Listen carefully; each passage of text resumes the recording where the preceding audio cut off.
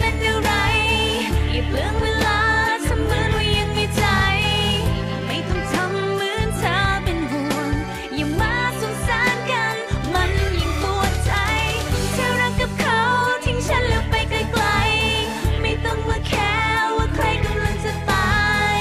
แต่วันนี้รักฉันไม่ลงก็ต้องเกลียดกันลายเกลียดให้มันหมดทั้งหัวใจเธอรู้ไหมคนที่ใจเพิ่งแตกสลายเขาไม่ต้องการฟังอะไรหรือคำปลอบใจแค่มองเธอก็ยังอ่อนไหวอย่ามาจากกันอีกได้ไหมไม่พร้อมจะยอมรับความเห็นใจคนแพ้ดูแลตัวเองเป็นไม่ต้องมาเห็นใจกันที่เธอทำแบบนั้นอยากถามจริงๆ